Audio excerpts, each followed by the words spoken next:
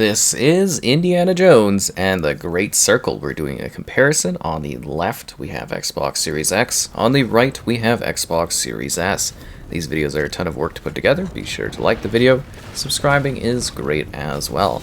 This latest adventure in Indiana Jones, or well, something that slots itself into the movies or kind of between different films, has you playing as Indiana Jones in first person, randomly third person, and then obviously getting a variety of different cinematic cutscene type moments.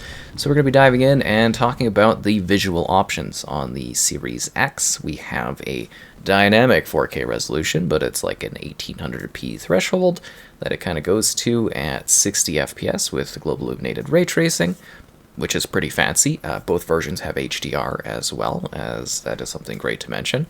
Then on the Series S side of things, on the right, we have a dynamic 1080p, 60 FPS, and it also features the global illuminated ray tracing, just kind of toned down a little bit in terms of the actual quality that it is pushing towards.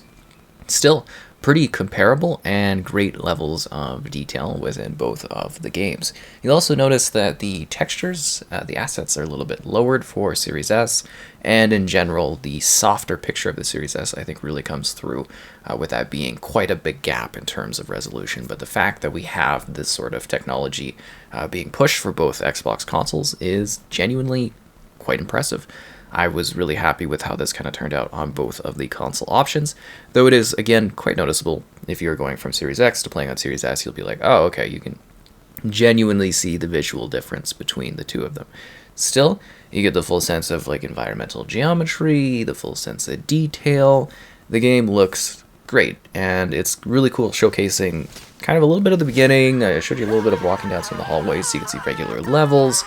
But this opening segment recreates an iconic moment from the Indiana Jones films, and it's very great in showing off a little bit of action, a little bit of cinematics, a little bit of what Indiana Jones' character is all about, and it's a very good way to kind of line these two up, so you can take a look at them comparably together and get an idea of what they have to offer. And I do think I've actually kind of timed these and gotten these moving pretty closely together, so you get an idea of the scenes pretty accurately between one another. But as you can tell, literally the details between the two are practically the same. It's just the softer picture, the lighting a little bit, and then you will notice maybe in some cinematic scenes or things where there are some frame rate drops across the model options.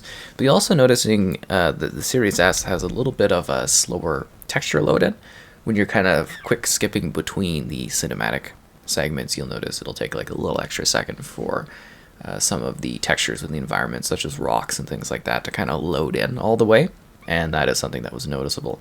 But the engine technology here, just doing absolute wonders. I can't wait to see how this looks on another platform in the not too distant future, as I'm sure they'll be pushing things even further, and hopefully this continues to be a bit of a technical showcase for a game that is, you know, of this adventurous type. It's great to see Indiana Jones come back into gaming, and it's really neat to see them trying to recreate the character, the iconic styling of Harrison Ford, while also having a very similar kind of performance being provided in terms of the voice, and actually giving us a bit of a younger, more kind of Indiana Jones, almost a little bit of his prime, as to say, as opposed to the much older version we got in the Dial of Destiny there.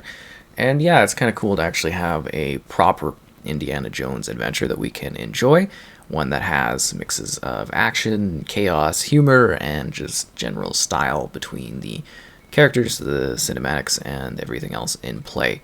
I also wanted to mention that the game does have a cinematic mode, which will give you a little bit of a wider picture and add the widescreen black bars at the top and the bottom, as if you were watching an Indiana Jones, say, film. Video games, and for comparisons, it's a lot better to actually have the full screen offering, and that's kind of what I prefer. But I just wanted to mention that that is a choice that you can make when you're going in and playing this game and enjoying what it has to offer gameplay wise. So that is a setting, and then there's some other little things that you can adjust to, like the motion blur, the film grain effect, lots of different choices. And this is a very, very impressive engine, and this is a great showcase of really what the Xbox consoles can do. And Yeah, shame it's not really too locked down to the platform, but that'll lead to some fun comparisons down the road. Again, liking the video is great, subscribing is great as well, and enjoy your next Indiana Jones adventure with non-commentary gameplay. Senor, nobody has come out of there alive. Please.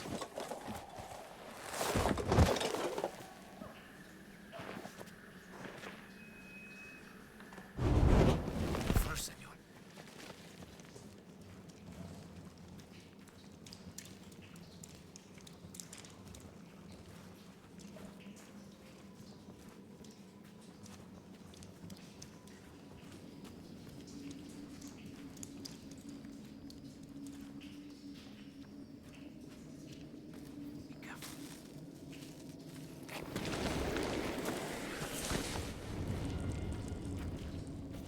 Senor.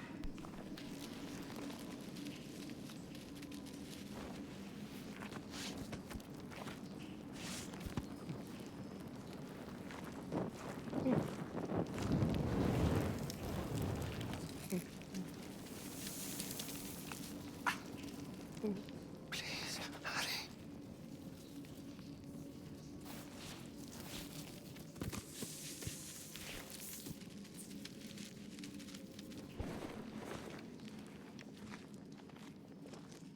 Stop. Stay out of the light.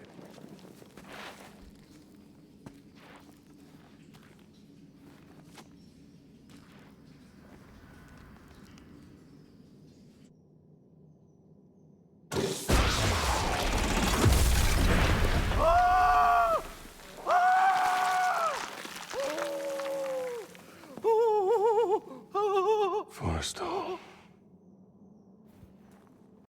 You said it was very good. It was. Just not good enough. Are you? I guess we'll find out.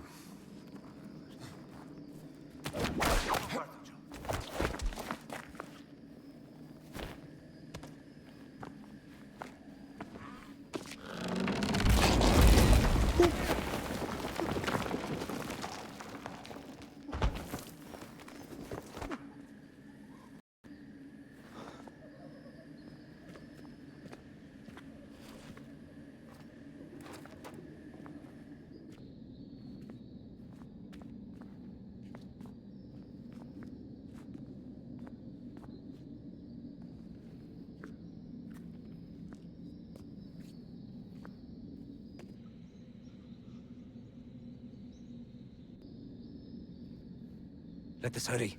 There's nothing to fear here. That's what scares me.